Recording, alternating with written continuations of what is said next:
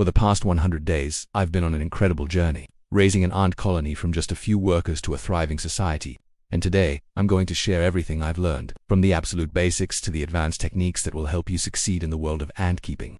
This is the ultimate guide. First things first, let's talk about identification. Knowing your ants is the foundation of everything.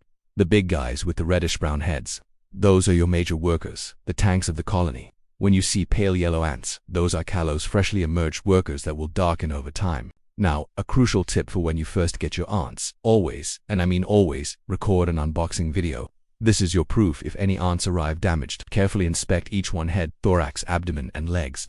But pay special attention to the antennae. A worker can manage with one broken antenna, but if both are gone, it's a death sentence. For the queen, check her wings. Are they intact or damaged?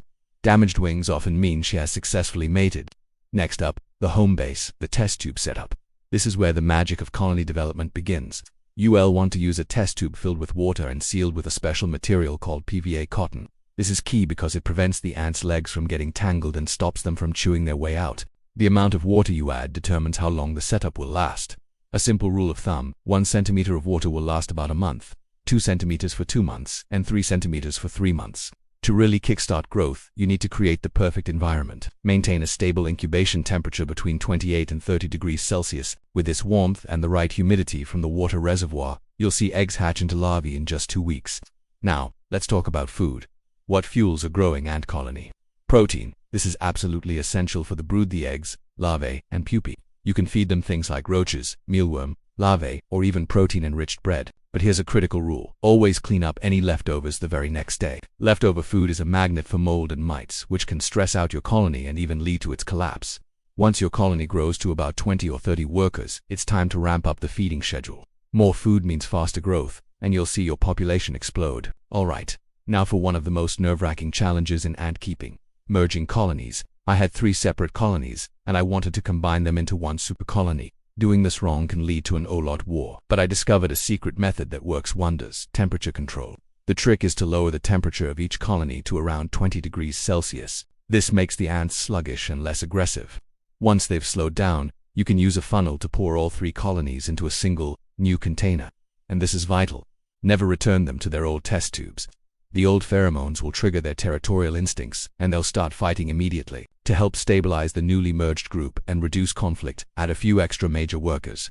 Their presence seems to calm everyone down and establish a new social order. Of course, preventing fights is about more than just merging. There are 4 critical factors that can trigger aggression in your colony. First, temperature. As we've discussed, keeping it stable between 28 and 30 degrees Celsius is key for calm behavior. Second is humidity. Never let the test tube dry out. A dry nest is a stressful nest. Third is space. Ants might seem small, but overcrowding leads to tension and fighting. Make sure they have enough room. And finally, be careful with live prey. Avoid feeding live insects directly inside the nest. The panic and struggle can cause chaos and trigger the ants' aggressive instincts. By managing these 4 variables, you can ensure your colony grows peacefully without needless casualties. So, what happens when your colony gets really big? We're talking thousands of individuals. Organization becomes essential. For perspective, a colony of 1 million ants could require up to 40 nesting tubes. And here's something fascinating: ants are incredibly clean creatures. You might notice some yellow stains inside the nest over time. That's their feces. It's important to monitor and clean this regularly to maintain a healthy environment. With this level of optimal care, you can expect your colony to reach 10,000 individuals in about 2 years. It's a long-term commitment, but watching them grow is one of the most rewarding experiences. This 100-day project has taught me so much. From identifying different ant types to mastering their environment, feeding them correctly, and even performing risky maneuvers like colony merging, every step has been a learning experience. This guide covers the knowledge and strategies you need to raise super healthy colonies and avoid common pitfalls. Whether you're just starting your very first ant journey, or you're an experienced keeper looking to care for rare species, these principles are the ultimate foundation for long-term success. The world of ant keeping is deep and fascinating, and I hope this video has inspired you to dive in. Thank you so much for watching, and don't forget to follow for more ant adventures.